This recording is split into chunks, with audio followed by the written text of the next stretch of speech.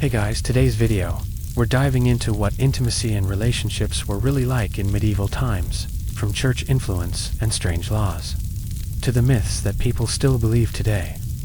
Before we get started, make sure to like the video, subscribe to the channel, and hit the notification bell so you never miss more fascinating history content. And while you're watching, drop a comment below. Do you think medieval life was more strict, or more complicated than we assume? Alright, let's step back into the Middle Ages and uncover the truth. When you think about the Middle Ages, you probably picture knights, castles, and epic battles. But what about relationships and intimacy? What was it actually like behind closed doors in medieval times? Was it as strict and conservative as we imagine? Or was there more going on than history books usually tell us? The truth is, life in the medieval world came with some surprising rules, unexpected beliefs, and even a few practices that might completely change the way you see that era. If you close your eyes and picture the medieval world, you probably see something very specific: a cold stone castle, flickering torchlight dancing along the walls, a noble couple wrapped in silk and shadows. Maybe there's tension, maybe even passion, something dramatic, something forbidden. It feels cinematic, almost romantic. But here's the problem. Almost everything about that image is wrong. The truth is much quieter, much stranger, and honestly, a lot less glamorous. Because when we ask, what was sex really like in medieval times, we're not really asking about castles and kings. We're asking about ordinary people, farmers, laborers, wives, husbands, people who woke up before sunrise, worked until their bodies ached, and went to sleep in spaces that were crowded, noisy, and anything but private. So tonight, instead of myths, we're going to step into reality, not the kind you see in movies, but the kind that actually happened. Let's start by breaking the illusion. Modern media loves the idea of medieval romance, secret love affairs, intense desire, forbidden encounters in hidden chambers. But medieval life wasn't built around romance. It was built around survival. Most people didn't marry for love. They didn't spend their days thinking about passion or attraction. Their lives were shaped by work, religion, and responsibility, and sex. Sex wasn't really about pleasure. It had a purpose, a very specific one, and that purpose shaped everything. Now imagine this. You live in a small village. Your home is a single room. Maybe there's a fire in the center, a few wooden tools, a bed. If you're lucky, you share that space with your family. Maybe your children, sometimes even extended relatives. There are no walls inside, no doors to close, no quiet corners, and at night, everyone sleeps in the same place. So already, something changes. The idea of privacy, the kind we take for granted today, simply didn't exist for most people. There was no bedroom in the way we think of it, no private escape, just space, shared space, and that alone completely reshapes what intimacy looks like. Now, let's add another layer. Religion, because in medieval Europe, religion wasn't just part of life, it was life. The church didn't just guide people spiritually, it influenced what they ate, how they dressed, how they worked, and yes, even what they did in bed. There were rules, a lot of rules, about when sex was allowed, why it was allowed, how it was allowed, and even what you were supposed to think while doing it, which is a bit intense when you really think about it. Imagine being told that not only your actions, but your thoughts could be judged, that even desire itself could be dangerous, that pleasure, if it went too far, could become a sin. So already, we're seeing something very different from the modern idea of intimacy. Less freedom, more structure, more pressure. And then there's the emotional side of things. Today, we often connect sex with love, connection, even identity. But in the medieval world, those ideas were complicated. Love existed, of course. People still felt it. They wrote about it. They dreamed about it.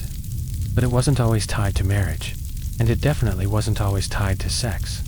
In fact, sometimes love and sex lived in completely different worlds, which sounds strange.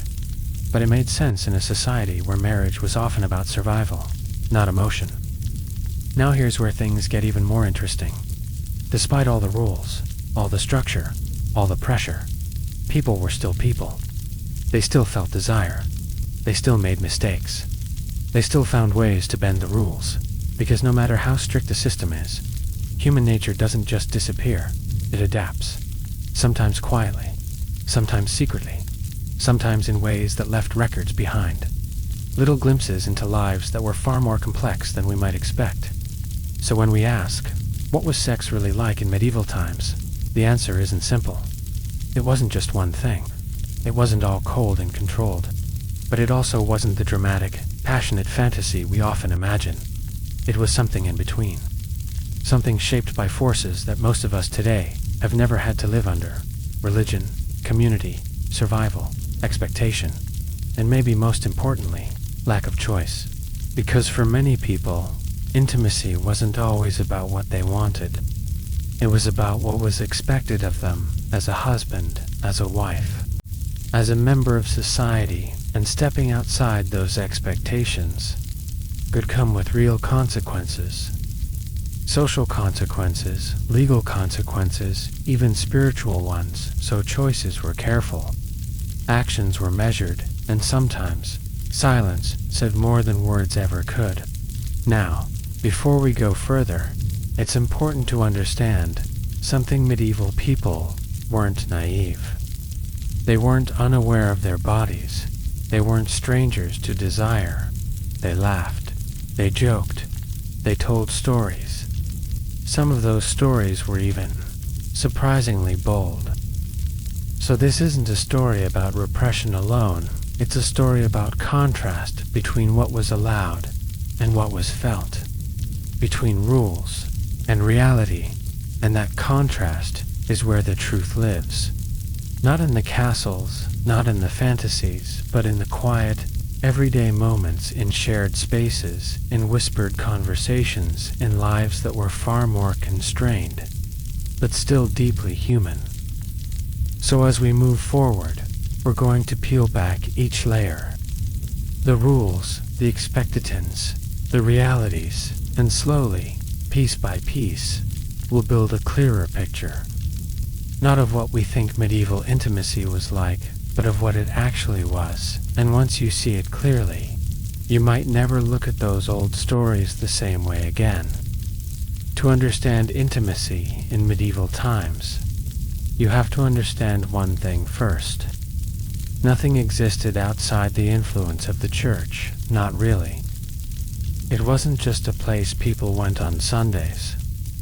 It wasn't just a set of beliefs sitting quietly in the background. It was everywhere, in your home, in your work, in your thought, and yes, in your bed. Imagine waking up in a medieval village. Imagine waking up in a medieval village. The first sound you hear isn't an alarm clock, it's the church bell. It tells you when to wake up, when to work, when to pray, when to rest. Your entire day is structured around it, and more importantly, your entire life is shaped by what the church teaches. What's right, what's wrong, what's allowed, what isn't. There's no personal belief system the way we think of it today. There's just the system, and everyone lives inside it. Now let's talk about sex, because in this world, sex wasn't casual. It wasn't expressive. It wasn't even really about connection in the way we might understand it. It was regulated, carefully, strictly, almost like a system with rules you were expected to follow without question. At the center of those rules was one simple idea. Sex had a purpose, and that purpose was reproduction. That's it. Anything outside of that started to become questionable. Pleasure, for example, was tricky. It wasn't completely forbidden, but it wasn't exactly encouraged either. In fact, too much pleasure could be seen as dangerous, suspicious, even sinful, which leads to one of the strangest parts of medieval thinking. Desire itself could be a problem. Not just what you did, but what you felt. Think about that for a second. Imagine being told that even your thoughts could be judged. that simply wanting something could put your soul at risk. It creates a kind of quiet pressure, a constant awareness. You're not just managing your actions, you're managing your mind, and that changes how people experience intimacy at a very deep level. Now officially, there was only one acceptable place for sex, marriage, no exceptions. If you were married, sex was expected, but only within certain boundaries. If you weren't married, it was considered a serious sin, and not just a private one, a public one, something that could damage your reputation, your standing in the community, even your future, because here's the thing. Medieval communities were small, very small. Everyone knew each other, everyone watched each other, so there was no real hiding if you broke the rules.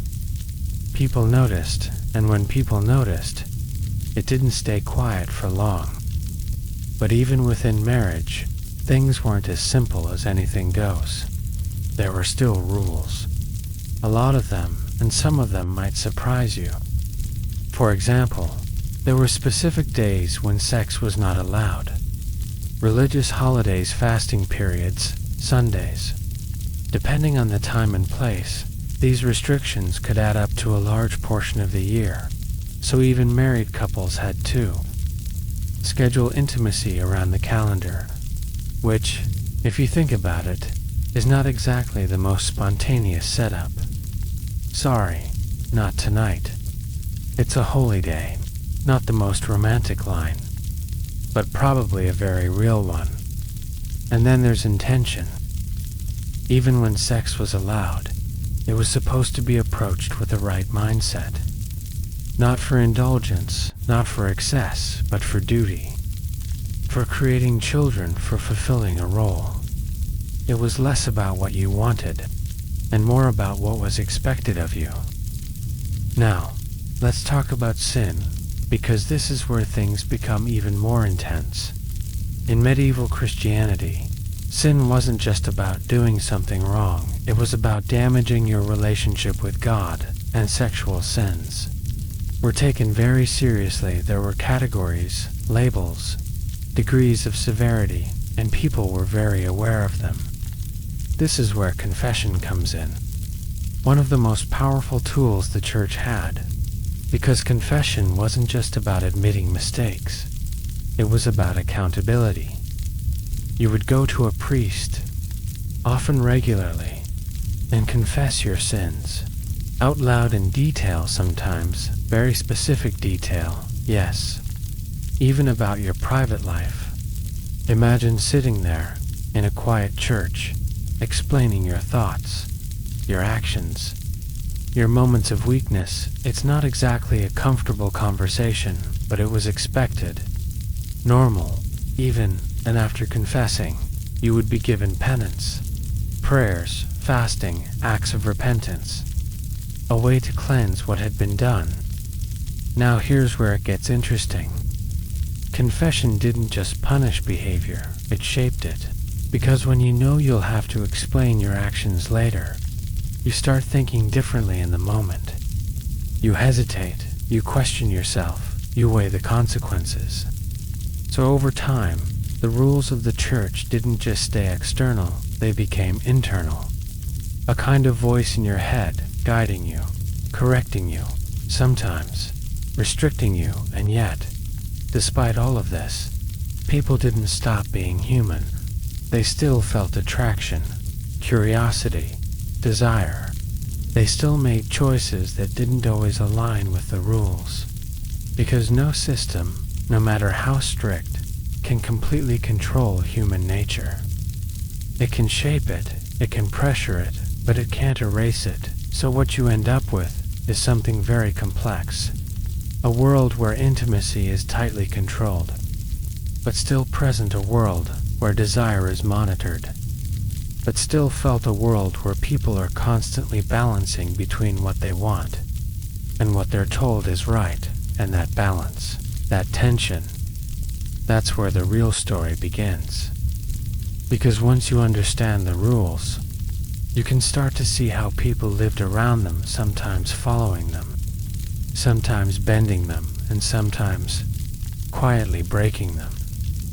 In the next chapter, we're going to step into one of the most important parts of this system, marriage. Not the romantic version we're used to, but the real one.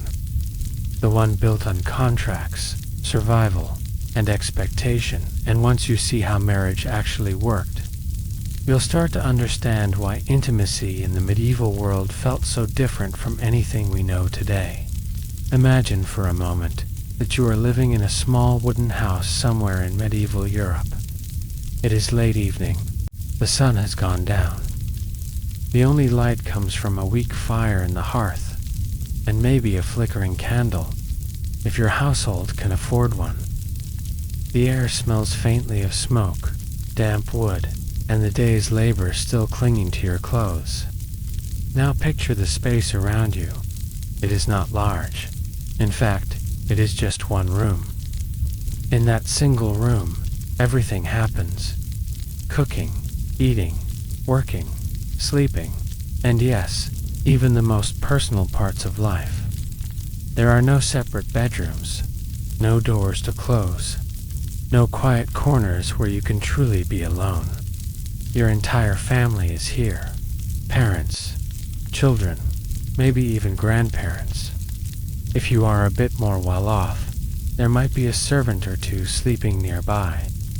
If you are poor, which most people were then, you are all packed in even tighter, like logs stacked beside the fire. And when night comes, everyone settles down together. Straw mattresses are laid out across the floor. Some people share beds. Children curl up next to their parents.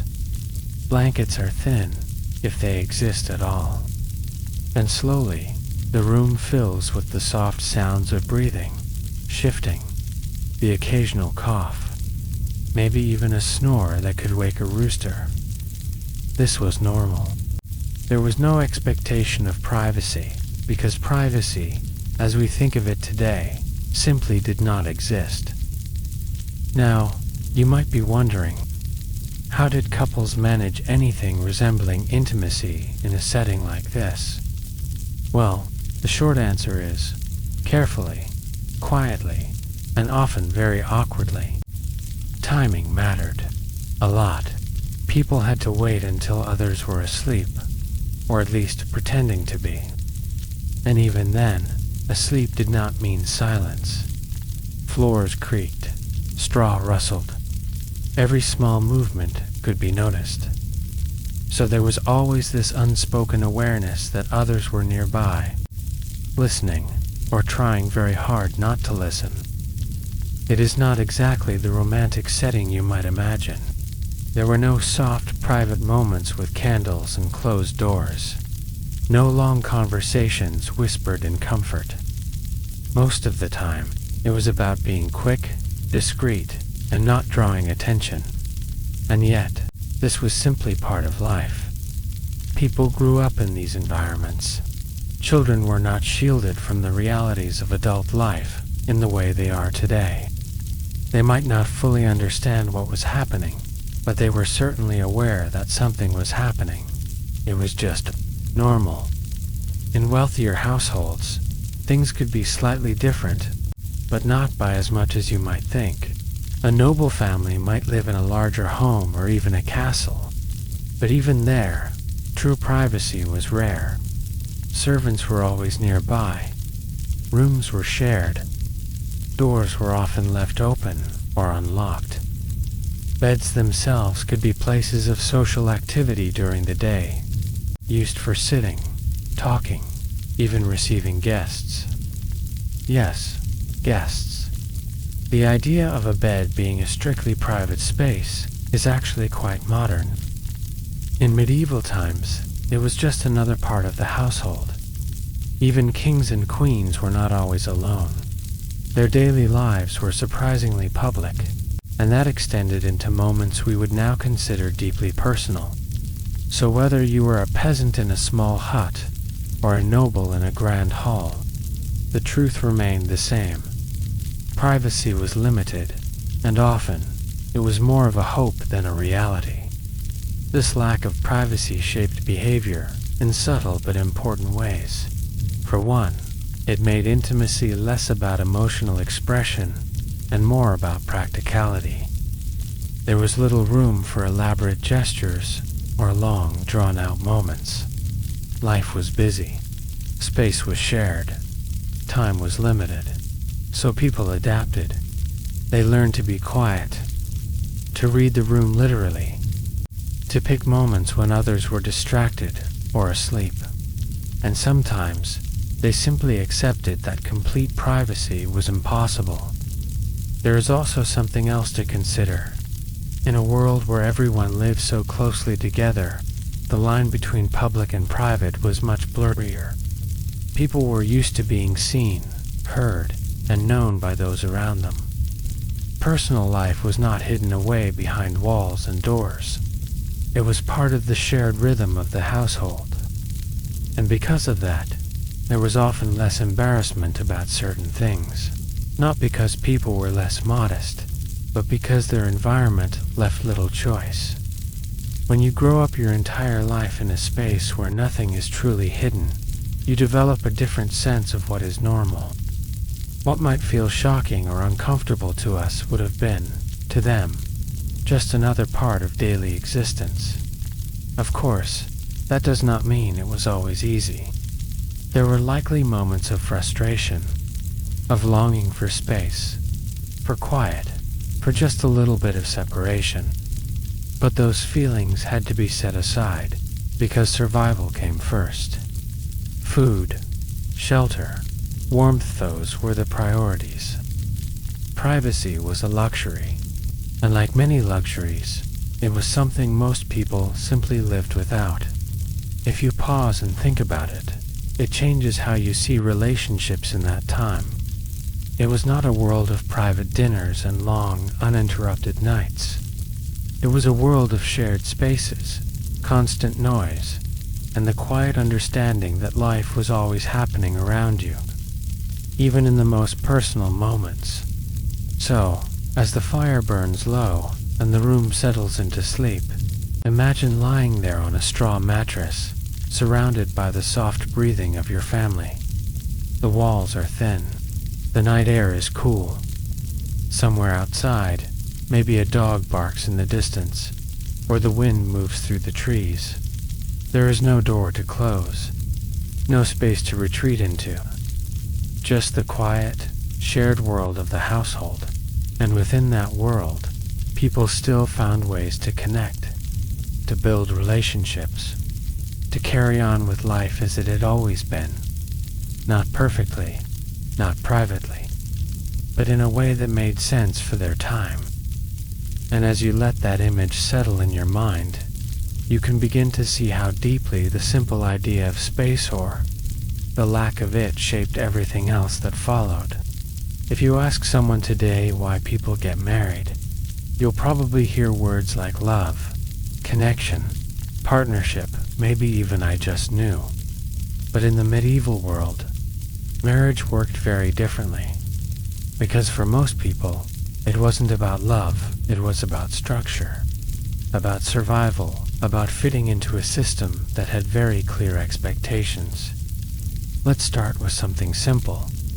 Who chose your partner in many cases? Not you. Marriage was often arranged, not always in the dramatic, forced way we sometimes imagine, but still heavily influenced by family, parents, relatives, community, and they looked at practical things. Land status, reputation, resources, love, if it happened, was a bonus, not a requirement. Think of it less like a romance story, and more like an agreement. Two families aligning their interests. Two people stepping into roles, husband and wife, each with responsibilities that were clearly understood for peasants. Marriage was about survival. Running a household alone was almost impossible. You needed labor, support, stability. A partner wasn't just someone you loved. They were someone you worked with every day. In the fields, in the home, in the rhythm of life, that didn't leave much room for fantasy. For the nobility, things looked different, but the idea was the same: marriage was strategic. It could secure alliances, strengthen power, protect land. A wedding wasn't just personal, it was political, and sometimes very calculated. Now here's where intimacy comes in, because once a marriage was arranged and agreed upon, there was one very important expectation: consummation. In simple terms, the marriage had to be physically completed. Not symbolically, not emotionally, but physically. Because without that, the marriage could be considered invalid. In some cases, this was taken very seriously. There were even records of witnesses being present, or at least nearby, to confirm that a marriage had been properly completed, which, if you think about it, removes any sense of privacy almost immediately. It turns something personal into something observed, almost like a requirement being checked off a list.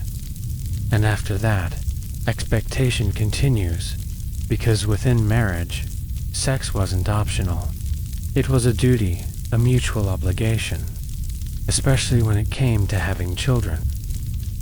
This is where things become complicated, because the idea of consent, as we understand it today, didn't exist in the same way. Marriage itself implied access, responsibility, expectation. A wife was expected to be available to her husband. A husband was expected to fulfill his role as well. It wasn't framed as a question. It was framed as part of the agreement. That doesn't mean there were no emotions. There were. People did grow close. They shared lives. They built bonds over time. Some marriages likely became deeply affectionate, even loving. But that love often came after the structure, not before it. Now let's talk about age, because this is another area where modern expectations don't quite match medieval reality. People often married younger than they do today, especially among the nobility. In some cases, engagements happened in childhood, though the marriage itself might be completed later. Among peasants, marriage usually happened when individuals were a bit older, often when they could support a household. Still, the timeline was different. Life expectancy was shorter. Responsibilities came earlier, and that shaped everything, including relationships. Now, picture this. You're newly married. You may not know your partner very well. You're stepping into a shared space, possibly with other people nearby. There's expectation, there's pressure, and there's no real guidebook, no conversation about emotional readiness, no slow build, just a role to fulfill. And remember what we talked about in the last chapter, the church. Its presence doesn't disappear here. It follows you into marriage. It defines what is allowed, what is proper, what is sinful, even between husband and wife. So even within this approved space, there are still boundaries, still rules, still a sense that you're being watched, not necessarily by people, but by something higher. Now here's something that might surprise you. Even though marriage allowed sex, it didn't mean unlimited freedom. There were still restrictions, times when it wasn't allowed, ways it was supposed to happen. Even within marriage, intimacy was structured, measured, and guided. So what does all of this create? A very different emotional environment. One where intimacy is tied to duty, where connection may grow slowly, or not at all, where expectation comes first, and feeling comes second. And yet, within that structure, people still found ways to be human, to laugh, to connect, to share moments that weren't written into any rule, because no system can completely remove individuality. even in the most controlled environments, small, quiet forms of connection still exist. A shared look, a moment of understanding, a kind word at the end of a long day. Not dramatic, not cinematic, but real. So when we think about medieval marriage, it's important to let go of the modern lens. It wasn't about finding the one.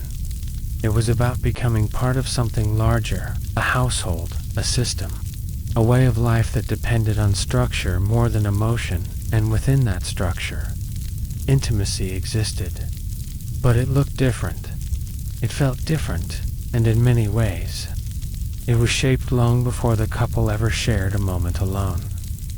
In the next chapter, we're going to go deeper into the rules themselves, because even within marriage, there were clear ideas about what was right and what was wrong, not just in theory, but in practice, and some of those rules might surprise you. Now, as the night deepens and the quiet room fades into darkness, there is something else to consider. Even if a couple managed to find a moment, even if the timing was right and the house was finally still, there was another layer shaping their choices. Rules, not the kind written on a piece of paper and pinned to a wall, but rules that lived in the mind, in habit, in belief, and most of all, in the powerful influence of the church. In medieval Europe, the church was not just a place you visited once a week. It was the center of life. It shaped how people worked, how they dressed, how they thought, and yes, how they understood intimacy. To many people at the time, the body was not simply something to enjoy. It was something to manage, to control, to keep in line with what was believed to be right. And right had a very specific meaning. At its core, the church taught that intimacy had one main purpose: the creation of children. That was the idea. Simple, clear, and repeated often. Anything outside of that purpose could quickly become questionable. So imagine living with that in mind. It is not just about finding the time or space. It is also about wondering, is this allowed? Is this proper? That quiet uncertainty followed people into their most private moments. There were also specific times when intimacy was discouraged or even forbidden altogether. Certain days of the week were considered inappropriate. Religious seasons, like Lent, were times of reflection and restraint. Feast days, holy days, periods of fasting. The calendar itself was filled with reminders to step back, to be disciplined. If you tried to keep track of all these restrictions, it could feel like navigating a very complicated schedule. And no, there was no handy reminder app to help. Just memory, and a strong desire not to do the wrong thing. Because doing the wrong thing did not just carry social consequences. It carried spiritual ones. People believed that their actions could affect their soul, that even small choices mattered in the grand scheme of eternity. So naturally, this created a sense of caution. Even in moments that might otherwise feel simple or natural, there was often a pause, a second thought, a quiet check against what had been taught. And then there were beliefs about how things should happen, not just when, but how. There was a general idea of what was considered proper. Anything too far outside that idea could be seen as excessive, or even sinful. The emphasis was on moderation, control, and avoiding anything that seemed driven purely by pleasure. Which, if you think about it, creates an interesting tension. On one hand, people were human. They had emotions, connections, desires just like we do today. On the other hand, they lived in a system that encouraged them to keep those feelings carefully contained. It is a bit like trying to enjoy a warm fire, while someone gently reminds you not to get too close. not impossible, but definitely different. Confession also played a role in all of this. People were expected to reflect on their actions and admit their wrongdoings. This included not just big, obvious mistakes, but also smaller, more personal ones. So imagine carrying a thought or a memory, knowing that at some point you might have to speak about it out loud. That alone could shape behavior in powerful ways. It encouraged self-awareness, yes, but also a kind of constant self-monitoring, a habit of checking yourself even when no one else was watching, because in a way, someone always was. Or at least, that is how it felt.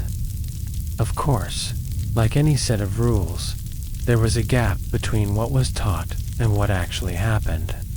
People did not always follow every guideline perfectly. Life has a way of being messy, no matter the century. There were moments of spontaneity, of emotion, of simply doing what felt natural in the moment. But even then, the presence of those rules lingered. They were part of the background, a quiet voice that never fully disappeared. And over time, they shaped the culture. They influenced how people spoke about relationships, if they spoke about them at all. They affected expectations within marriage. They created a shared understanding of what was acceptable and what crossed the line. Even humor and storytelling were touched by these ideas, often reflecting the tension between strict rules and everyday human behavior. So while Chapter 4 showed us a world with very little physical privacy, this chapter reveals something just as important, a kind of mental and moral framework that followed people wherever they went. You could not close a door on it. You could not step outside to escape it. It was simply there, woven into daily life.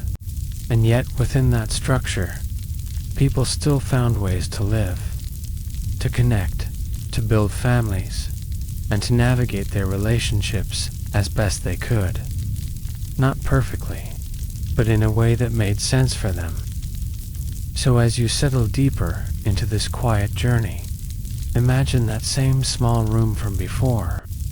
The fire is lower now. The shadows are softer. The world feels still. But inside the minds of the people in that room, there is more than just a need for rest. There are beliefs, rules, quiet questions, and all of them shape what happens next, in ways that are both subtle and deeply human. Now, as we gently move forward, away from rules and restrictions, we begin to enter a different kind of world. A world not of laws, but of understanding, or perhaps misunderstanding. Because in medieval times, people did not see the human body the way we do today. There were no modern biology classes, no medical textbooks filled with diagrams, no clear scientific explanations for how things worked. Instead, there were theories, old ideas passed down through generations, some of them thoughtful, some of them imaginative, and some just a little bit strange. But all of them felt real to the people living at the time. So imagine growing up in a world where your understanding of your own body comes not from science, but from tradition, belief, and observation. One of the most important ideas people believed in was something called the four humors. Now, this might sound a bit unusual, but stay with me. The body, according to this belief, was made up of four main fluids: blood, yellow bile, black bile, and phlegm. Each one had its own personality, its own influence on mood, health, and behavior. If these humors were balanced, a person was healthy. If they were out of balance, well, that's when problems began. Too much blood, you might be overly energetic. Too much black bile, you might feel sad or withdrawn. Too much phlegm, slow, tired, maybe a bit foggy. And yes, these ideas also extended into how people understood attraction, desire, and relationships. Everything was connected. So rather than thinking of the body as a system of organs and hormones, medieval people saw it as a delicate balance of internal forces, almost like a quiet, invisible scale that had to be kept steady. Now, here's where things get even more interesting. There was also a belief that both men and women played an active role in reproduction, but not in the way we understand today. Some medieval thinkers believed that for a child to be conceived, both partners needed to contribute, not just physically, but emotionally as well. There was an idea that mutual warmth, or shared feeling, played a part in creating life. In other words, connection mattered. Even if the science behind it was not quite right, there was still this underlying sense that something more than just biology was involved. And then there were the myths. Oh, there were many. Some believed that what a person saw or experienced during certain moments could influence the child that would be born later. For example, if someone looked at something frightening or unusual, it might somehow shape the baby's appearance or nature. Strange, yes.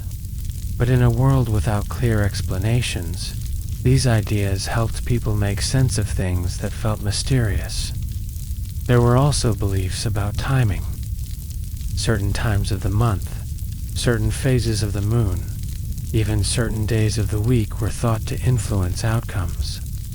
People paid attention to these patterns, watching the sky, observing rhythms, trying to understand how the world around them connected to what was happening within.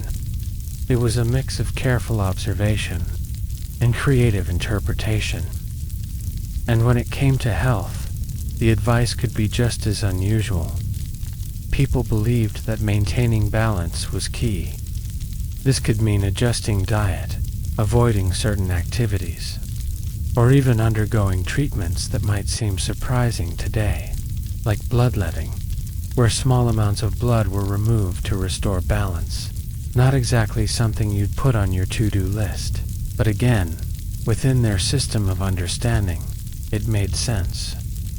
Now, think about how all of this might shape someone's expectations.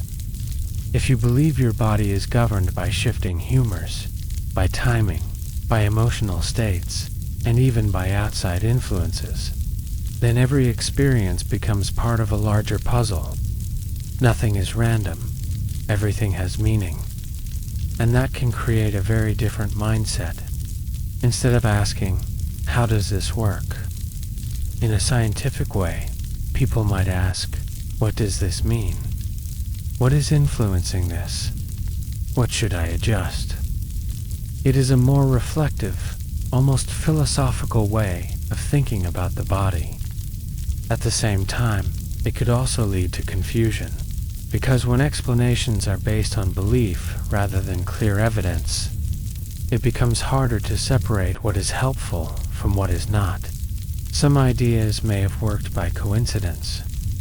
Others may have caused unnecessary worry or misunderstanding. For example, if something did not go as expected, a pregnancy was difficult, or if health problems appeared, people might look for reasons within this system of beliefs. Was it an imbalance of humors? Was it the wrong time? Was it something seen, something eaten, something felt? These questions did not always have clear answers, but they were still asked, and in asking them, people tried to regain a sense of control, because at the heart of all this was a very human desire to understand, to make sense of the body, to feel like there was some kind of order, even in things that seemed uncertain. And while we might smile at some of these old ideas today, it is worth remembering that they were doing the best they could with the knowledge they had. In fact, some of their observations were not entirely wrong. They noticed patterns. They paid attention to emotional states. They understood that physical and mental well-being were connected in some way. They just didn't have the tools to explain how. So their explanations became stories, systems, beliefs. Now, let's return for a moment to that quiet medieval home. The fire is low, the room is still. Outside, the night stretches on, calm and dark. Inside, the people in that room carry all of these ideas with them. Not written down in a book they can easily referenced but held in memory, passed from one person to another. Advice from a parent, a warning from a priest, a story shared by a neighbor. All of it shaping how they see themselves and each other. So when they think about their bodies, they are not just thinking in physical terms. They are thinking about balance, about timing, about meaning, and about the quiet hope that everything is working as it should. There is also something a little comforting in that, in a strange way. Because even without modern science, people still sought understanding. They still asked questions. They still tried to care for themselves and for those around them. The methods were different. The answers were different. But the intention was very much the same. And maybe that is what connects us most strongly across time. Not the details of what people believed, but the simple, shared desire to understand the body we live in.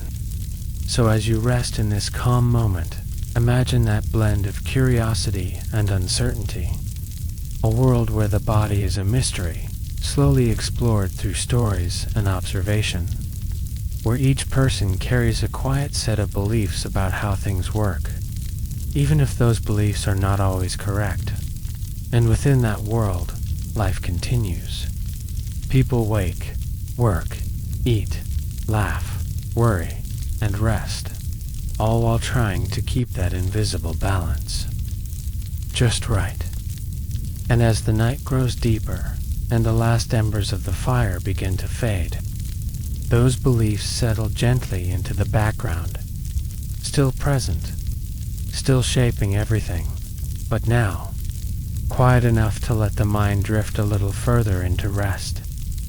Now, as we move gently forward, the quiet night still wrapped around that small medieval home, we begin to notice something else. Not just how people lived, but how differently they were expected to live, depending on who they were. Because in medieval times, life was not the same for everyone. And for women, in particular, there were layers of expectation that shaped nearly every part of their existence. From a very young age, girls were taught certain ideas about how they should behave. Be modest, be obedient, be quiet. These were not just suggestions. They were values repeated again and again by family, by community, and by the church.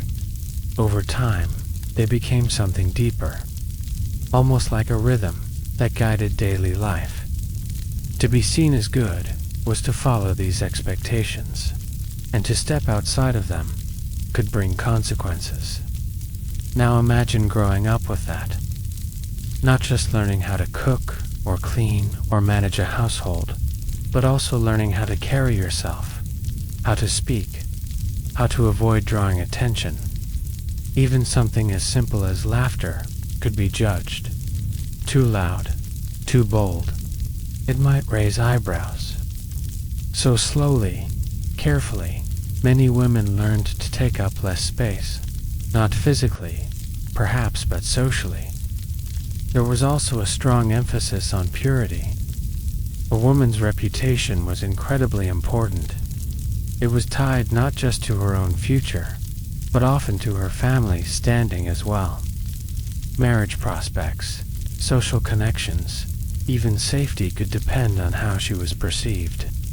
So behavior was watched, sometimes quietly, sometimes openly, and because of that, there was a kind of pressure that followed women through their daily lives.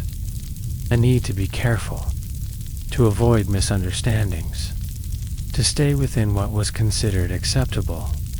Now, here is where things become a bit more complex, because while women were expected to be modest and restrained, there were also expectations placed on them within marriage.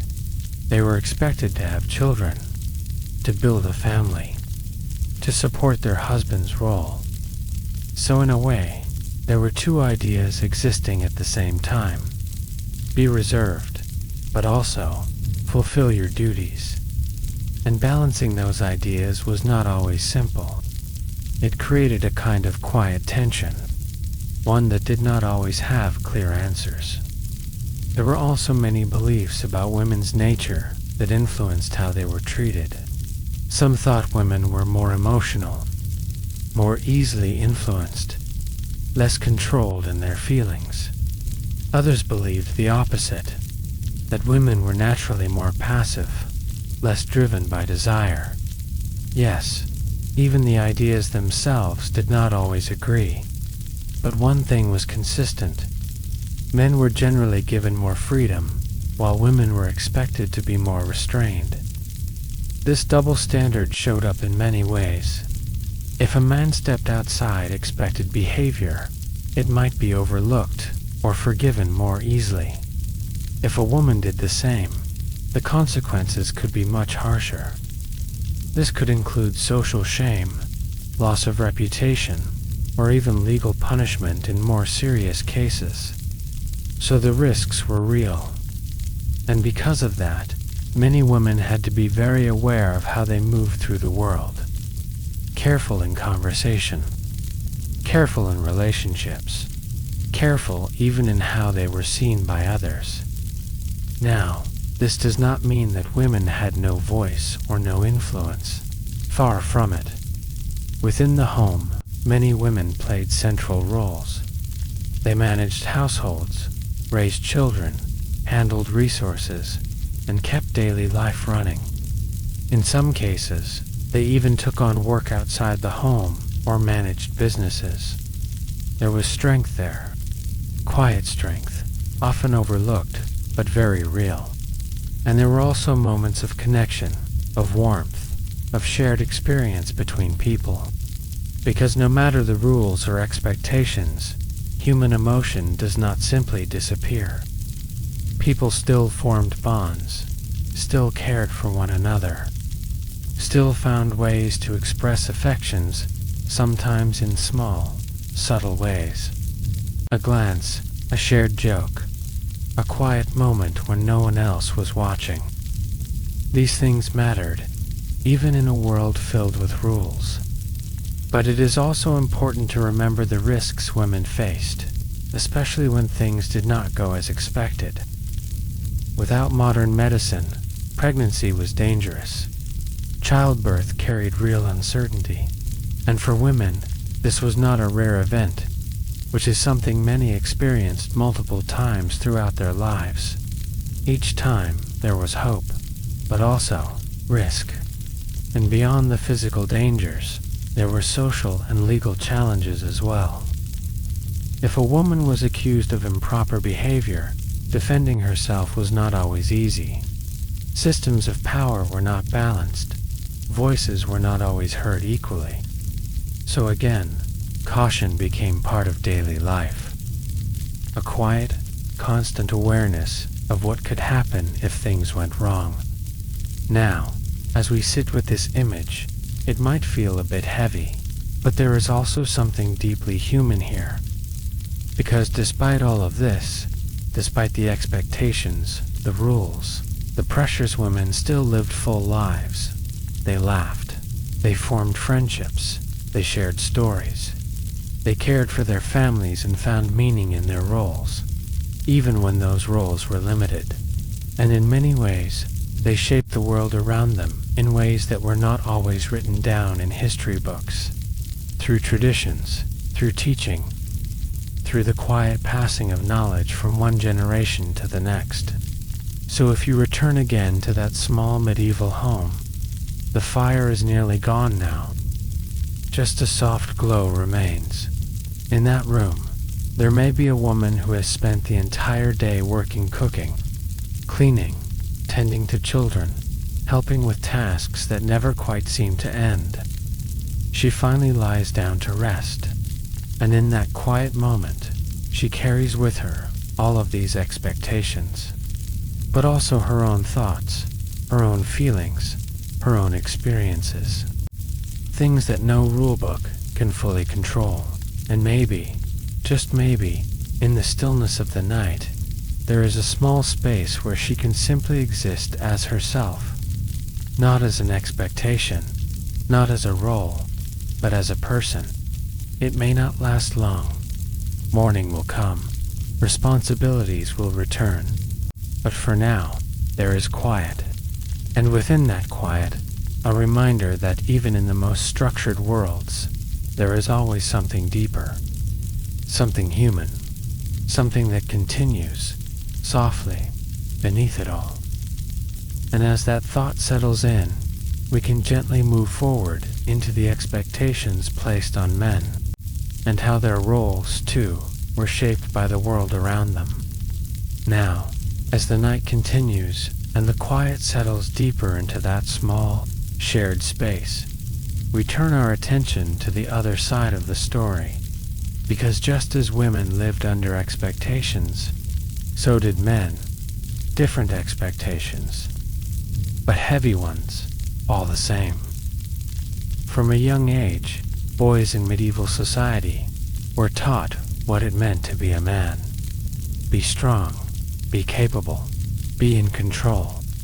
These ideas were not just about physical strength, though that mattered a lot in a world of manual labor and survival. They were also about responsibility, about leadership, about carrying the weight of a household, a family, sometimes even an entire lineage. And that weight could be quite a lot. Imagine growing up knowing that one day you would be expected to provide food, protection, and stability. That your worth might be measured by how well you could manage land, earn income, or defend what was yours. There was not much room for uncertainty, or at least, not much room to show it. Because just like women were expected to be modest and restrained, men were expected to be steady and strong. Emotion, especially softer emotion, was often kept quiet, not because men did not feel it, but because the culture around them did not always give them space to express it openly. So instead, many learned to carry things inwardly, to keep moving forward, even when things were difficult. Now within marriage, these expectations became even more focused. A man was often seen as the head of the household, the one in charge, the decision maker, but with that role came pressure, because being in charge did not mean life was easy. It meant being responsible for outcomes good or bad. If crops failed, if money was tight, if the household struggled in any way, that responsibility often fell heavily on the man's shoulders. And then there was the expectation of producing heirs. This was especially important among nobles, but it existed across all levels of society in different ways. Children were not just part of family life, they were part of survival. They helped with work. They carried on names. They ensured that something of you continued into the future. So there was pressure to have children, and more specifically, in many cases, to have sons. This added another quiet layer of expectation, one that was not always spoken out loud, but was deeply understood. If a family did not have children, or if things did not go as hoped, it could lead to stress, worry, and sometimes even blame. And because medieval understanding of the body was limited as we explored, earlier people did not always know where to place that blame, but the pressure remained. Now, alongside all of this, there were also ideas about masculinity that shaped how men saw themselves. Strength, as we mentioned, was important, but so was control. A man was expected to have control over his household, his work, and even himself. Acting impulsively or losing control could be seen as weakness. So there was a kind of balancing act. Be strong, but not reckless. Be confident, but not careless. Be in control, but not harsh. And just like with any set of expectations, not everyone fit neatly into these roles. Some men were naturally quieter. Some were less physically strong. Some struggled with the responsibilities placed on them. But in a society with fairly rigid ideas about what a man should be, those differences were not always easy to navigate.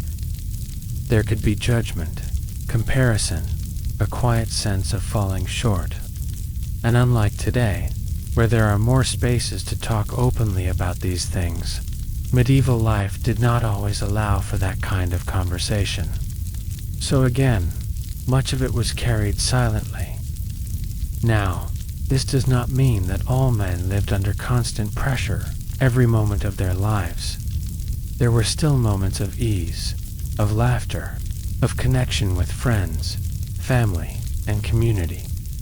Men worked together, shared stories, rested after long days. There was camaraderie in that, especially in a world where survival often depended on cooperation. But even within those moments, the larger expectations were always there in the background, like a steady rhythm, something you might not always notice, but something that shapes everything. There were also differences depending on social class. A nobleman, for example, might face pressure to manage land, maintain alliances, or prepare for conflict. His responsibilities were often tied to power and status. A peasant man, on the other hand, might focus more on daily survival working the land, providing food, maintaining shelter. Different roles, but both came with their own challenges. And in both cases, the idea of being a man was tied closely to performance, how well you fulfilled your role. Now, let's return once more to that quiet medieval home. The room is still. The fire has almost completely burned out. The air is cooler now, the night deeper. Somewhere in that room lies a man who has spent the entire day working, maybe in the fields, maybe repairing tools, maybe handling tasks that required strength, patience, and endurance. His body is tired, his hands rough, and as he lies down, there is a brief moment, just a small one where the noise of the day fades. But even in that quiet, the expectations do not fully disappear. They linger. Tomorrow will come. There will be more work, more responsibility, more decisions to make. And so rest becomes not just a comfort, but a necessity. A pause before everything begins again. Now, here is something worth noticing. Just like with women, beneath all these expectations, there is still something deeply human. Men were not just roles, not just providers or leaders or figures of strength. They were individuals, with thoughts, with worries, with hopes that may not always have been spoken out loud. Maybe a quiet desire for things to go well, for their family to be safe, for the future to be stable. Simple things, really, but meaningful. And in those quiet moments, lying in the dark, listening to the soft breathing of others in the room, there may have been space, however small, for those thoughts to surface. A kind of stillness, where the role fades just a little, and the person underneath remains. It may not last long. Morning, as always, will return quickly. But for now, there is rest. And within that rest, a reminder that even in a world shaped by strong expectations, people were still just people, doing their best, carrying what they had to carry, and moving forward, one day at a time.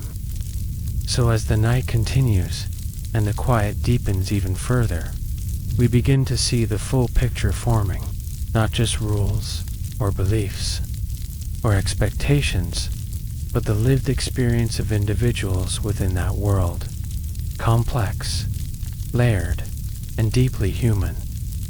And from here we gently move toward something a little different. Not duty, not pressure, but something softer. The idea of love, and how it was imagined, written about, and sometimes dreamed of, even if reality did not always match. Now, as the night stretches on and everything grows quieter, softer, we begin to drift into a different kind of space. Not the crowded room, not the rules, not the pressure, but something else, something a little more dreamy. Because even in the structured, practical world of medieval life, people still imagined love, not just as duty, but as something beautiful, exciting, even a little dramatic. And this is where we meet the idea of courtly romance. Now, if you could step into a medieval story, one told by a traveling poet, or written carefully onto parchment, you would find a very different version of relationships. In these stories, love is not quiet or practical. It is intense. It is emotional. It is often a little complicated. You might hear about a brave knight, strong and loyal, who falls deeply in love with a noble lady. She is graceful, distant, often already married, and just out of reach. Yes, already a bit messy. But in these stories, that distance is part of the magic. The knight does not simply walk up and say hello. No, he proves himself. He goes on quests. He faces danger. He writes poems, sings songs, and dedicates his victories to her. Sometimes he barely even speaks to her, yet somehow the feeling is deep and all-consuming. It is love from afar, dramatic love, the kind that makes you sigh a little and think, well, that's quite a lot. And for many people in medieval times, these stories were a form of escape, because real life, as we've seen, was very different. Most marriages were arranged or shaped by practical needs, family alliances, land, survival. Love, if it came, often came later. But in stories, love came first. And it came with music, poetry, and grand gestures. Now imagine sitting by a fire, listening to one of these tales. The room is dim. The storyteller's voice rises and falls, pulling you into a world of castles, forests, and secret glances. For a moment, you are not thinking about chores or responsibilities. You are thinking about longing, about devotion, about the idea that somewhere out there, love could be something more than just part of daily life. It could be extraordinary, and that idea had power. It shaped how people thought about relationships, even if their own experiences did not match the stories perfectly. It introduced the idea that love could be emotional, not just practical, that feelings mattered, that longing itself could be meaningful. But here's the interesting part. These romantic ideals often existed side by side with the reality we've already explored. On one hand, you have arranged marriages, shared living spaces, strict rules. On the other, you have poetry, songs, and stories of deep, passionate love. It is like living in two worlds at once, one grounded, one imagined, and people moved between them in quiet ways. A noble might marry for political reasons, but still admire the idea of romantic devotion. A peasant might live a simple, practical life, but still enjoy a good love story told at the end of a long day. Because at the end of it all, people are still people. They work, they rest, they dream. Now, some of these romantic ideas also influenced behavior in subtle ways. For example, the idea of chivalry, the code of conduct for knights, encouraged men to treat women with a certain level of respect and admiration, at least in theory. Holding doors, offering protection, speaking with courtesy. These small gestures became part of the cultural image of what a good man might look like. Of course, reality did not always live up to the ideal, but the ideal itself still mattered. It gave people something to aim for, or at least something to imagine. There was also a strong connection between love and art during this time. Songs, poems, and stories often centered around themes of longing, distance, and devotion. And sometimes, the love described in these works was not meant to be fulfilled. That's right. In many cases, the unfulfilled nature of love was what made it powerful. It was about the feeling, not the outcome. Which, if you think about it, is a bit different from how we often see things today. Now, let's gently return once more to our quiet medieval home. The fire is almost completely gone now. Just a faint glow remains. Most people are asleep, but maybe, just maybe, someone in that room is still awake, lying quietly, thinking, not about work, not about rules, but about something softer, maybe a memory of a kind moment, a shared glance, a quiet conversation earlier in the day, or maybe even a story they once heard a night, a lady, a love that felt bigger than life itself. And in that moment, there is a small shift, from reality to imagination, from duty to feeling. It does not change their life overnight. Morning will still come. Responsibilities will still be there. But for now, in this quiet space between waking and sleep, there is room for something else. Something gentle, something hopeful, and maybe even a little bit romantic. Now, here's something worth smiling about. Even though medieval romance could be very serious and dramatic, there were also moments of humor in how people experienced it. Because let's be honest, if a knight today tried to win someone's heart by writing 10 poems, fighting a dragon, and refusing to speak directly to them, it might not go exactly as planned. You might just get left unread. But in medieval times, those gestures meant something. They were part of a shared language of love, a way of expressing feelings in a world where direct expression was not always common. So while it might seem a little over the top to us now, it was meaningful then. And that's really the key to understanding it. Not judging it by modern standards, but seeing it as part of its own time. A time where life was hard, structured, and often unpredictable.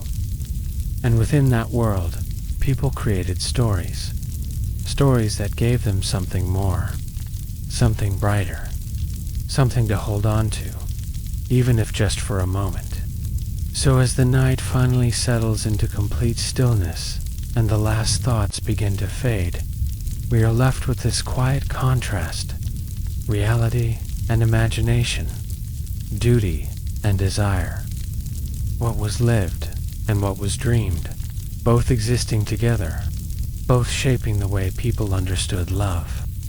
And as we gently move forward, we leave behind the castles and poetry, and step back into everyday life, where things are a little less dramatic, a little more grounded, but still deeply human in their own way. Now, as we gently leave behind the castles, poems, and dramatic nights of courtly romance, we return to something quieter, something simpler, everyday life. Because while stories often focused on nobles and grand gestures, the vast majority of people in medieval times lived very different lives. They were peasants, farmers, laborers, craftspeople, and their world was not built on poetry. It was built on survival. So imagine waking up before the sun rises. The air is cold, the room's still dark. Maybe there's a faint gray light slipping in through a small opening in the wall. No glass windows, just a shutter, if you're lucky. You stretch slowly, because your body is already tired. Even before the day begins, around you others are waking too. Quiet movement. Someone stirring the fire. Someone stepping outside. Maybe a child still half asleep, wrapped in a rough blanket. There is no alarm clock, just routine. And that routine shapes everything, including relationships. In lower class life, there was often a bit more flexibility compared to the strict structures of noble society. Marriages were still important, of course, but they were usually based less on political alliances and more on practical needs. Working together, sharing labor, building a household that could survive, and sometimes there was a little more room for personal choice. Not always, but sometimes. A couple might meet through shared work, in the fields, at a market, during local gatherings or festivals. These were the moments where life felt just a little lighter, a break from routine, a chance to talk, to laugh, to notice someone. Now, don't imagine anything too elaborate. No dramatic love letters carried by servants. No grand declarations shouted from balconies. More like a smile, a shared joke, maybe helping each other carry something heavy. Simple things, but meaningful. And in a life where most days were filled with hard work, those small moments mattered a lot. Now, even with this bit of flexibility, there was still strong social pressure. Communities were close-knit. Everyone knew everyone, and that meant personal matters were rarely truly private. If someone behaved in a way that didn't fit expectations, people noticed, and they talked. Oh, they definitely talked. In fact, you could say medieval villages were very good at one thing: keeping track of each other's business. Not in a harsh way always, but in a constant, ever-present way. So relationships, even in the lower classes, were still shaped by community expectations. Marriage was encouraged, stability was valued, and anything that disrupted that balance could bring attentions, sometimes unwanted attention. But alongside that structure, there was also something else. Humor. Yes, humor. Because when life is hard, people find ways to laugh, and medieval peasants were no exception. There were jokes, stories, playful teasing, folk tales that sometimes poked fun at relationships, marriage, and human behavior. Not cruelly, just honestly, with a kind of knowing smile. For example, there were stories about clever wives outsmarting their husbands, or about husbands getting into trouble because they didn't listen. You can almost imagine a group of people sitting around after a long day, sharing these stories, laughing quietly as the fire crackles. Because even in a structured world, people understood something important. Life isn't perfect. People aren't perfect. And sometimes, the best way to deal with that is to laugh about it. Now, let's talk about daily life again, because this is where everything connects. Work was constant. Fields needed tending. Animals needed care. Tools needed repairing. Food needed preparing. There wasn't much separation between work life and personal life. They were the same thing. A couple didn't just live together, they worked together, side by side, day after day, and this created a different kind of bond, not based on grand gestures, but on shared effort, on trust, on knowing that the other person would show up, even when the day was long and exhausting. And yes, that exhaustion mattered, because by the time night came, most people were tired. really tired. The kind of tired where your body just wants to rest. So relationships often had to fit into that reality. There wasn't always energy for long conversations or emotional moments. Sometimes, connection was quieter. A few words before sleep. A moment of closeness, then rest, because morning would come quickly. Now, here's something important to notice. Even though life was hard, it wasn't without warmth. Families cared for each other. Neighbors helped one another. There was a sense of shared experience of being in this together, and that created a kind of comfort, not luxury, but comfort. A feeling that you were part of something, that you were not alone. Now, let's return once more to our familiar setting, that small, shared home. The fire has been relit, just enough to give a soft glow.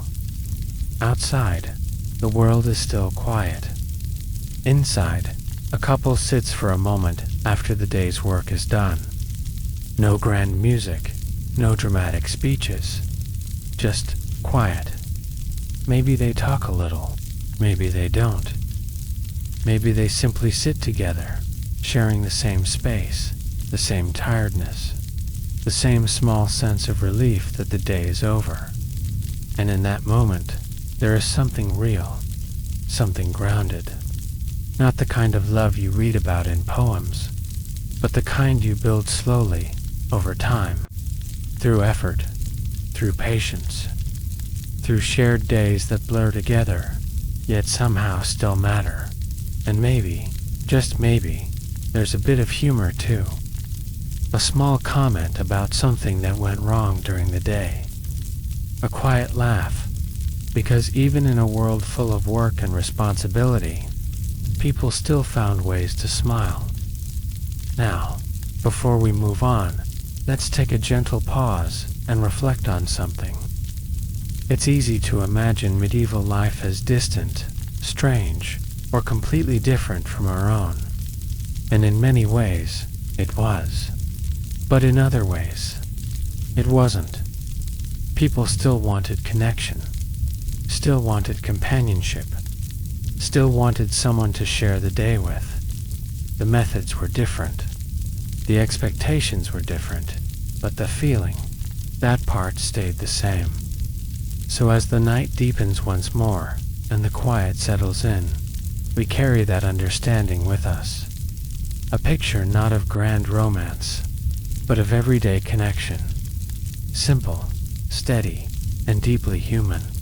And from here, we gently move into something a little more complicated. Because not all relationships followed the rules. And when they didn't, the consequences could be serious. Sometimes quiet, sometimes very public, and often remembered. Now, as we move deeper into this quiet journey, the tone shifts just a little.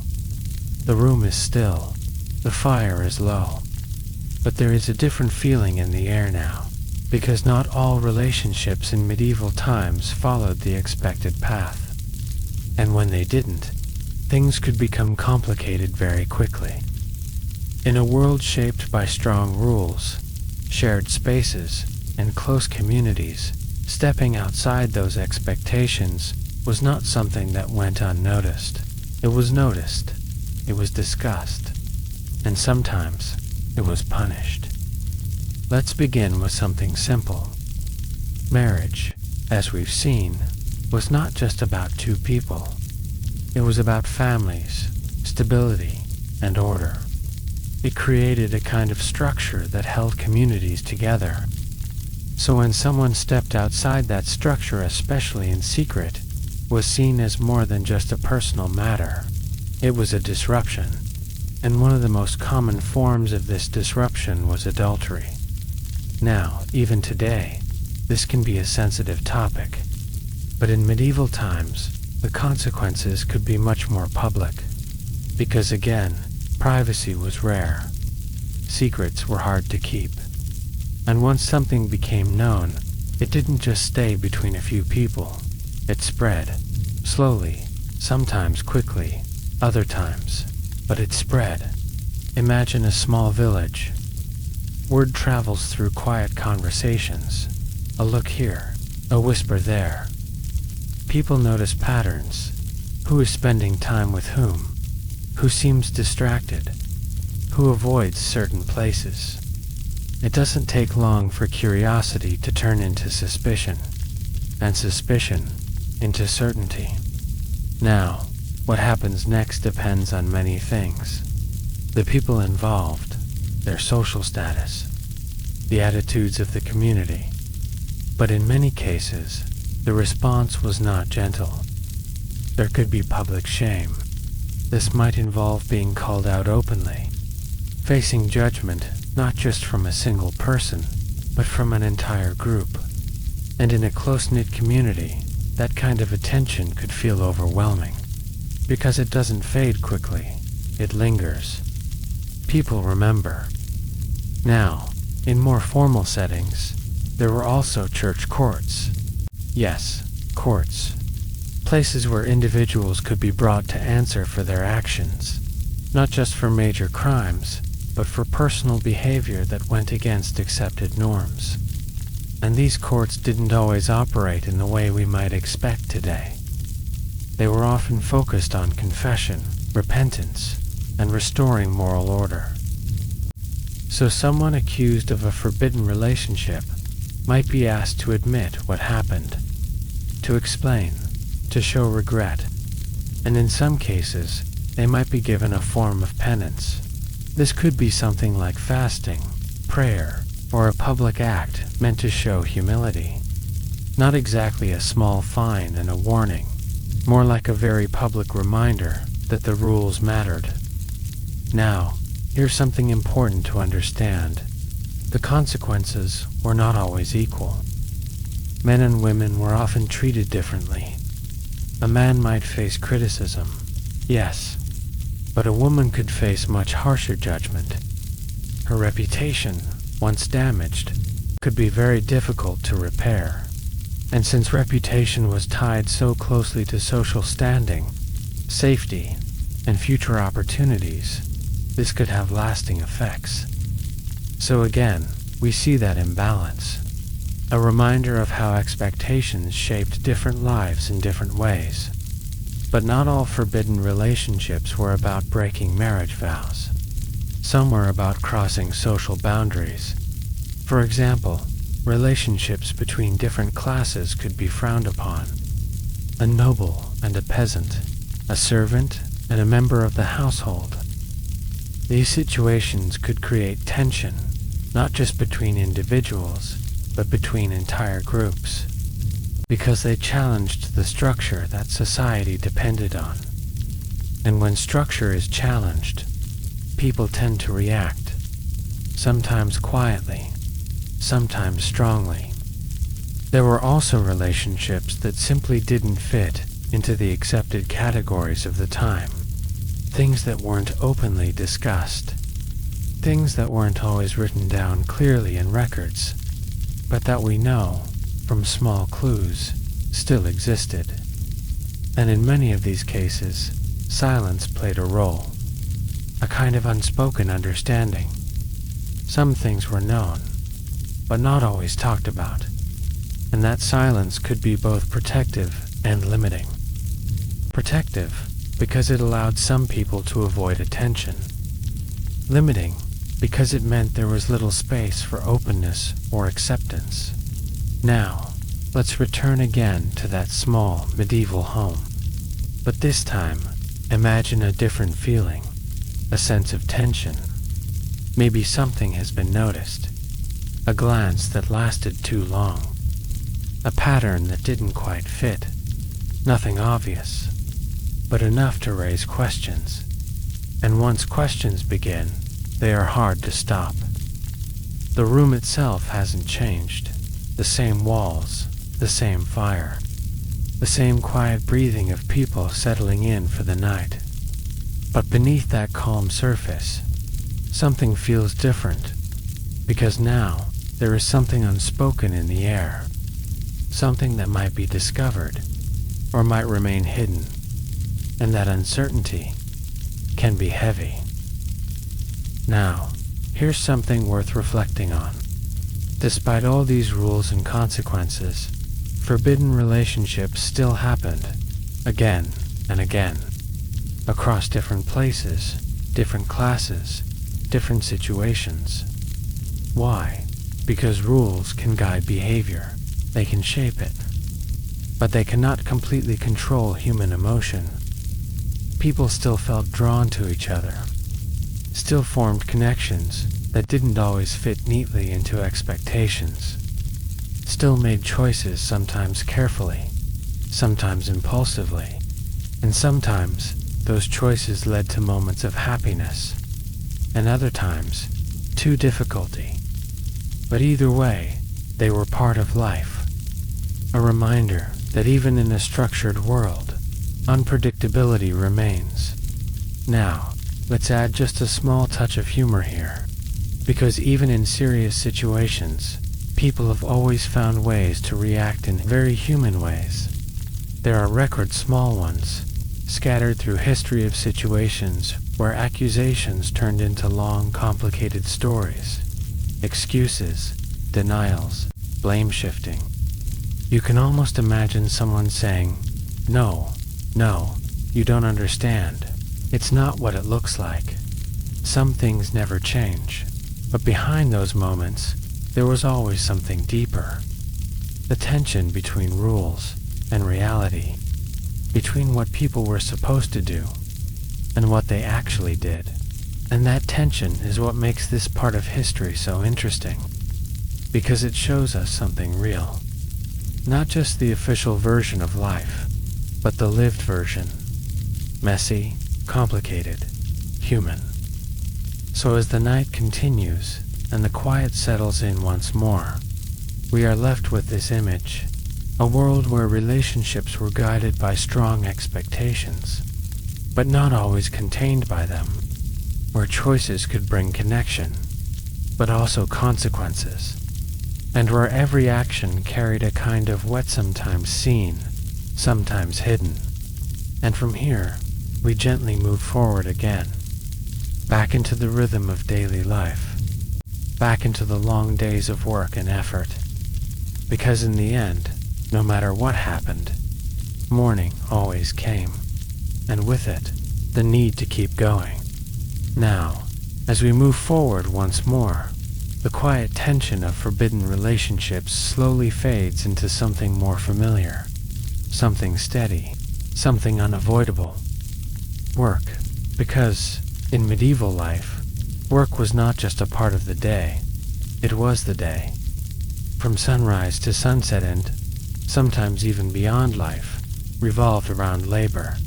Not optional, not flexible, just constant. So imagine, once again, the beginning of a new morning. The sky is still dim, a pale gray stretching across the horizon. The air is cool, maybe even a little damp. There's no rushing out of bed with energy and excitement.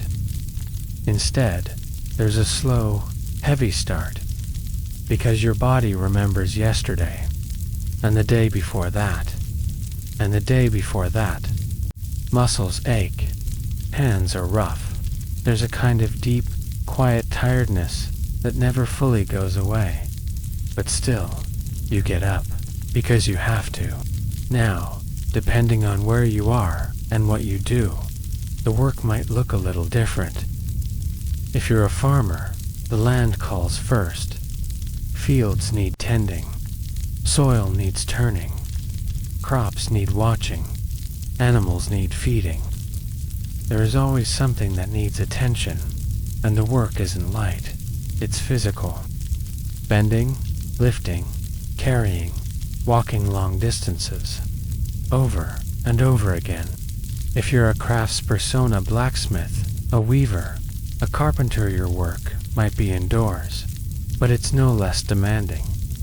Heat from the forge, repetitive movements, long hours focused on creating something that must be both useful and durable. Mistakes cost time. Time costs survival. so there is pressure to get things right. Now, here's something important. In this kind of life, energy becomes a very limited resource, not the kind you can refill with a quick break or a cup of coffee. No, this is deeper than that. It's the kind of energy that gets used up slowly across the entire day, and by the time evening comes, there's not much left. So when we think about relationships in this setting, we have to remember this. People were tired, really tired, not just occasionally, but regularly, and that shapes everything.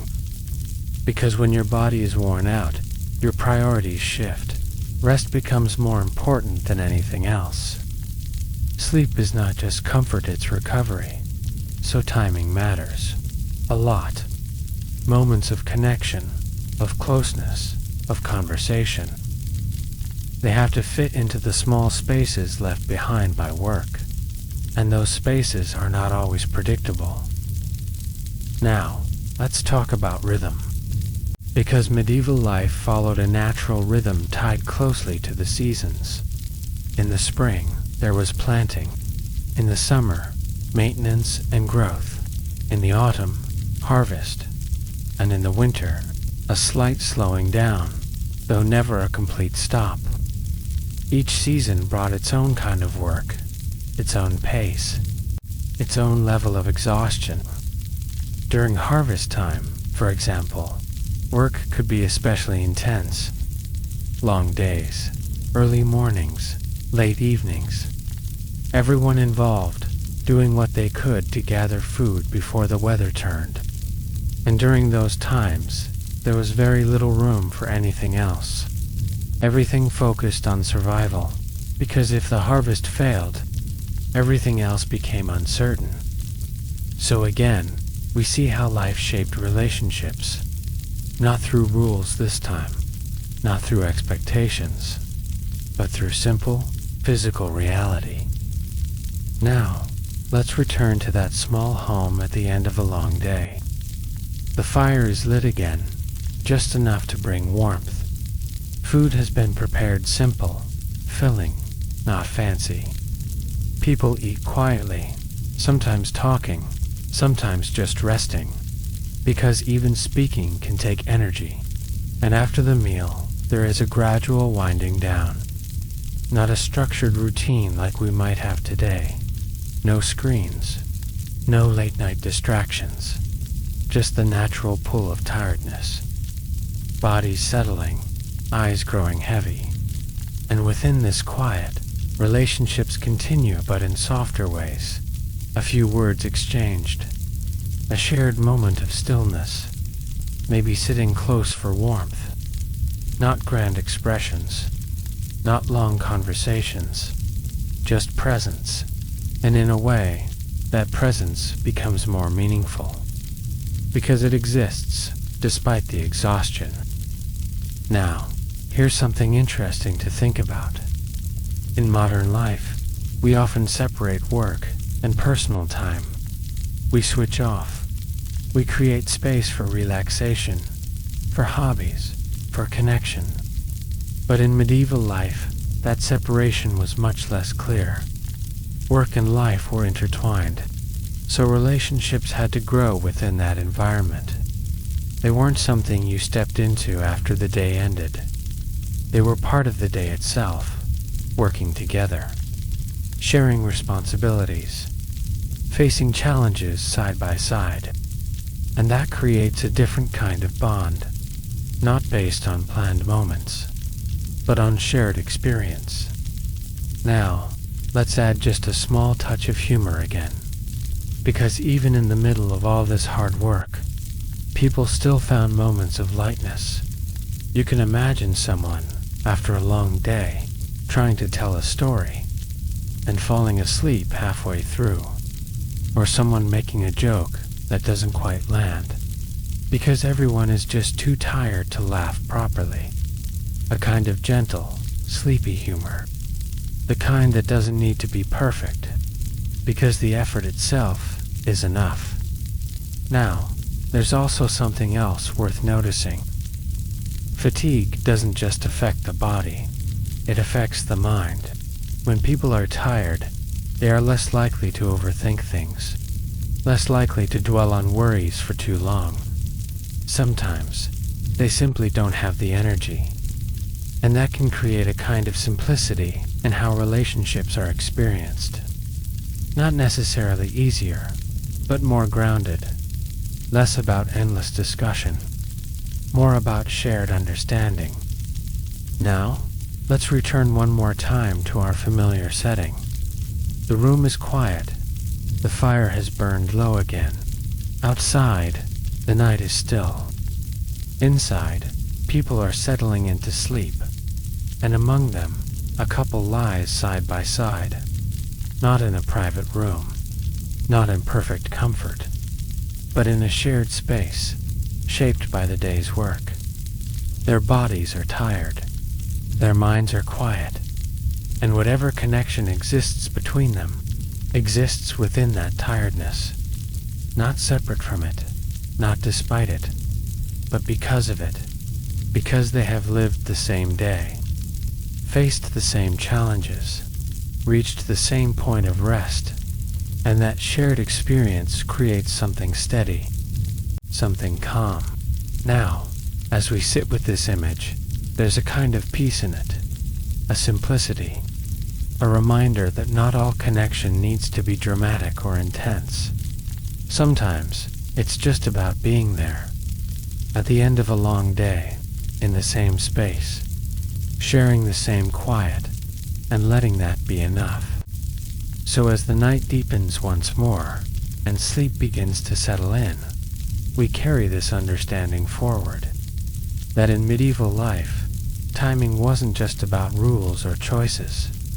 It was about energy, about rhythm, about the natural limits of the human body, and how, within those limits, people still found ways to connect, slowly, quietly, and in their own way. And from here, we gently move into another part of daily life, something just as real, just as present, the environment itself, the air, the water, the way people lived within their physical surroundings, because comfort, as we understand it today, was not always part of the picture. But life continued anyway, as it always does. Now, as the quiet of the night continues, we gently shift our focus away from the rhythm of work and fatigue, and into something that shaped daily life in a very direct way. The environment itself, because where and how people lived played a major role in their comfort, their health, and even their relationships. In modern life, we are used to certain conveniences: clean running water, regular bathing, controlled indoor temperatures, separation between living space, workspace, and sanitation.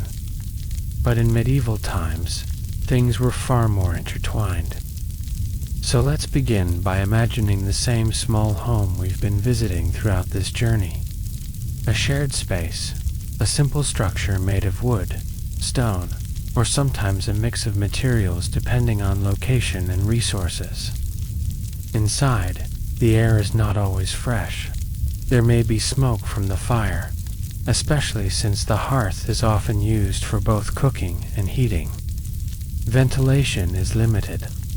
Windows, if present, are small and often not covered with glass in many places, so air flows in, but not always in a controlled way. Now, cleanliness, as we understand it today, was not the same in medieval times. That doesn't mean people didn't care about hygiene. They did, but their methods, beliefs, and resources were different. Bathing, for example, did happen, but not as frequently as we might expect. Public bathhouses existed in some regions and periods, especially in earlier medieval times, but their popularity and availability varied. For many people, bathing might be occasional rather than daily. Instead, people often used simpler methods to stay clean: washing hands and face, cleaning with cloths and basins of water, using herbs or natural substances for scent and basic cleansing. It was practical, given the limited access to heated water and private bathing spaces. Now, imagine how this environment affects daily life. The physical surroundings influence comfort, temperature, cleanliness, air quality. All of these factors contribute to how people feel in their own homes. And when we think about relationships, these conditions matter more than we might initially realize. Because intimacy is not just emotional, it is also physical. Comfort plays a role. Privacy plays a role. Cleanliness plays a role. So in a setting where space is shared, air is heavy, and conditions are not always ideal, people adapted. They adjusted their expectations. They worked within the limits of their environment. Now, here's something interesting. Despite the lack of modern hygiene standards, people still used what they had to create a sense of cleanliness and freshness. Herbs, for example, were commonly used. Lavender, rosemary, mint. These were not only pleasant in scent, but also served practical purposes in daily life. They could be carried in small bundles, placed in rooms, or used in simple preparations. Perfumes and oils were also used, especially among wealthier individuals, though the availability varied. These small touches helped improve the sensory experience of living spaces, because even in a less controlled environment, people still preferred comfort when possible. Now, let's return to the idea of shared living spaces. In many households, multiple people lived, slept, and worked in the same area. Beds, if present, were often shared. Privacy was limited. Curtains or partitions might offer some separation, but complete privacy was rare. This meant that daily life, including rest, conversation, and personal moments, took place in close proximity to others. And this influenced behavior. People became accustomed to being around each other constantly. Silence and solitude were not always part of the experience. Instead, there was a kind of continuous social presence. Now, in such conditions, maintaining personal boundaries required awareness and adaptation. People learned when to speak, when to be quiet, when to give space, even in a shared environment. These small social cues became important because they helped maintain a sense of order within close quarters. Now, let's think about clothing for a moment. Clothing was not just about appearance, it was also practical. Layers helped with warmth. Materials varied depending on class and availability. Clothing could also help manage cleanliness, acting as a barrier between the body and the environment. Washing clothes, however, was not a simple task. It required time, water, and effort. So garments were often worn multiple times before being cleaned. All of this contributed to the overall living conditions people experienced daily, not necessarily uncomfortable in every moment, but certainly different from what we are used to today. Now, imagine a quiet evening once again. The day's work is done, the fire burns low, the room is dimly lit, with soft shadows moving across the walls. People settle into their usual places. Clothing has been adjusted for comfort, shoes removed, bodies relaxed after hours of labor. There is a sense of relief in the stillness, not perfect comfort, but a kind of familiar comfort, the kind that comes from routine, from repetition, from knowing what to expect at the end of the day. And within this space, relationships exist in a very grounded way, not separated by ideal conditions, but shaped by real ones. The environment is part of the experience. The air, the space, the sounds, the presence of others all of it blends together into daily life. Now, here's something worth reflecting on. Modern standards often make us think about comfort as something essential to intimacy. Clean spaces, privacy, controlled environments. But in medieval life, people built relationships within far more limited conditions, and that required adaptation. It required acceptance, and sometimes a different definition of comfort altogether. Not perfect surroundings, but familiar surroundings. Not ideal conditions, but shared ones.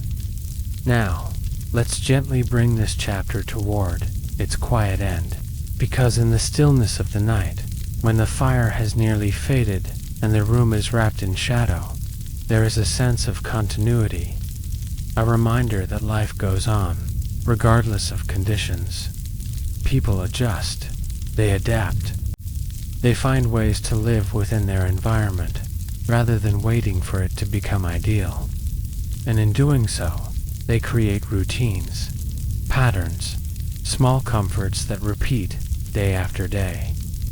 A shared meal, a warm place to rest, a familiar presence nearby.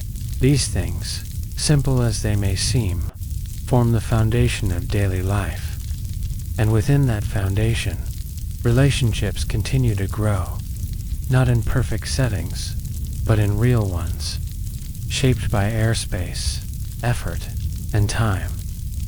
So as we move forward from here, we carry with us a clearer picture of medieval life, not just as a collection of rules, stories, or ideals, but as a lived experience, one shaped by environment as much as by culture. And as the night deepens once again, we prepare to explore the final layers of this journey. The beliefs, myths, and superstitions that added meaning, fear, and imagination to everyday life. Because even in a world grounded in physical reality, the human mind always reaches for something beyond it. Now, as we move further into this quiet journey, we arrive at one of the most important and most challenging parts of medieval life: pregnancy and childbirth. Because while relationships, work, and daily routines shaped medieval living, the continuation of life itself depended on this moment. And unlike many aspects of modern life, this was a time filled with uncertainty, not because people didn't care, but because their knowledge and resources were limited. So imagine a household where a pregnancy is confirmed. There is a shift in attention, a subtle one, but noticeable. The family becomes more aware of time, more aware of health, more aware of risk. Because pregnancy in medieval times was not something taken lightly. It carried real physical demands and real danger. Now, let's begin with the understanding people had about pregnancy at the time. Medical knowledge was based on a mix of observation, tradition, and long-held theories. One of the most influential ideas was the concept of bodily balance. Health was believed to depend on maintaining equilibrium within the body. When that balance was disrupted, illness could occur. Pregnancy, in this context, was seen as a natural but complex process that involved changes in that balance. However, the internal workings of the body were not fully understood in the way they are today. There were no advanced medical tools, no imaging technology, no detailed anatomical knowledge as we have now. Instead, people relied on experience, passed down knowledge, and the guidance of midwives. Now, midwives played a very important role in medieval communities. They were often experienced women who had assisted in multiple births. Their knowledge came from practice rather than formal education. They understood the rhythms of childbirth. They recognized signs. They provided comfort, guidance, and hands-on support.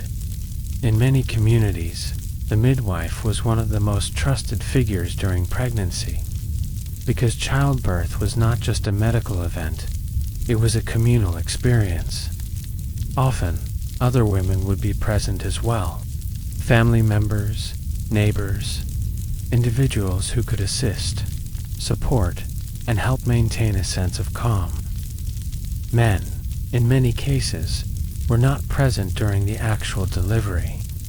Their role was often outside the immediate space, while the women handled the process together. Now, let's gently imagine the environment during childbirth. It is a private but not solitary setting. A room with limited space, soft lighting, likely from a fire or candle, simple furnishings, and a sense of focus in the air. There may be quiet conversation, instructions being given, encouragement, reassurance. Because childbirth could take time, sometimes many hours, sometimes longer, and during that time, patience was essential.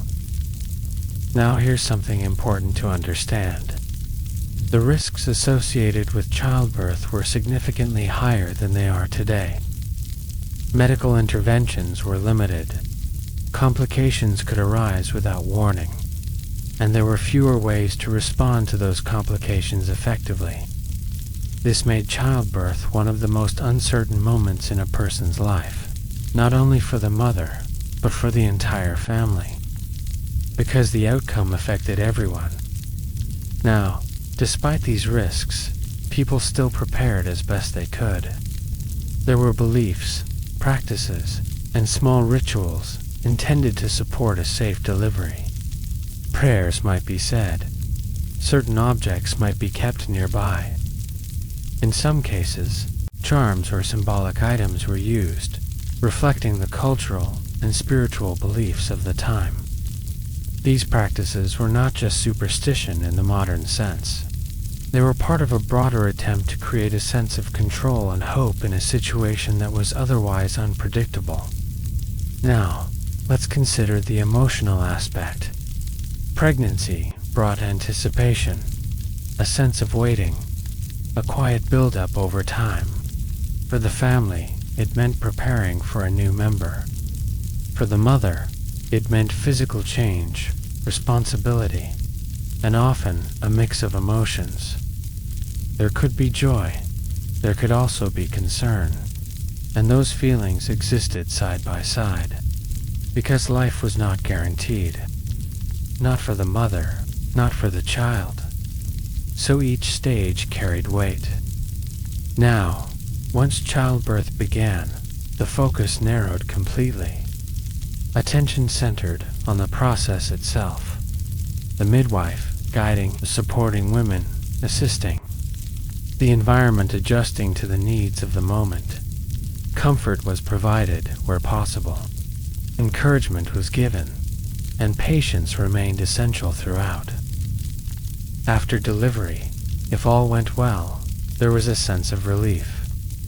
A quiet moment of transition, from anticipation to reality, from uncertainty to a new beginning.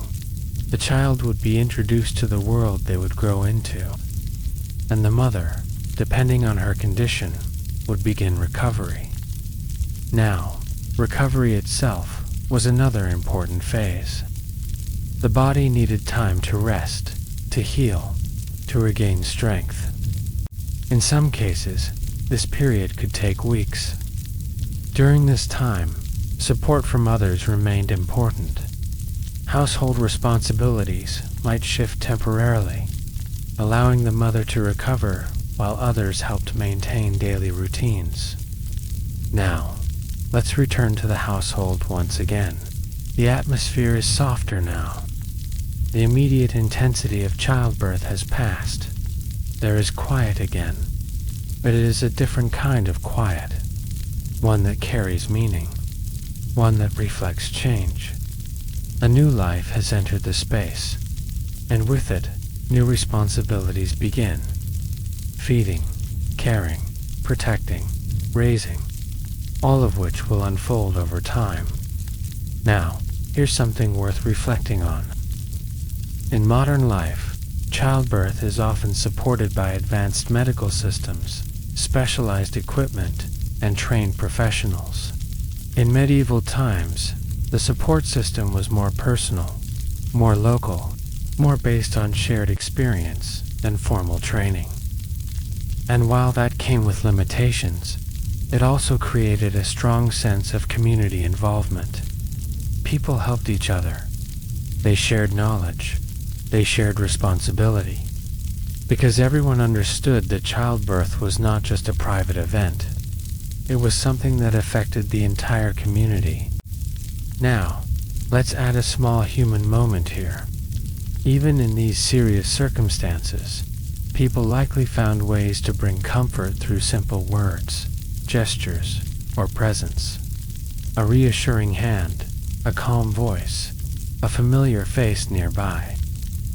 These small actions could make a meaningful difference during a stressful time, because emotional support has always been important, regardless of the era. Now, as we gently close this chapter, we see how pregnancy and childbirth were not isolated events. They were deeply connected to everything we've explored so far. Work, living conditions, relationships, community beliefs. All of these elements come together in this moment of life, and they remind us that medieval life was not defined by a single experience. It was a combination of many, interconnected, layered, and deeply human. So as the night settles once more, and the quiet continues to surround us, we carry this understanding forward, that life, in all its forms, has always involved both uncertainty and care, risk and hope, challenge and support. And from here, we move gently into the final reflections of this journey, where beliefs, myths, and superstitions added another layer of meaning to how people understood the world around them. And that's the reality of what life and relationships were actually like in medieval times. Far from the myths and exaggerations, it was a world shaped heavily by social class, religion, and strict cultural expectations, but still very human at its core. If you found this video interesting, don't forget to give it a like. It really helps support the channel. Make sure you subscribe and turn on notifications so you don't miss more deep dives into the surprising side of history. And I'd love to hear your thoughts. What surprised you the most about medieval relationships? Drop your answer in the comments below if you're curious to learn more. Check out the next video on your screen. There's plenty more fascinating history waiting for you. Thanks for watching, and I'll see you in the next one.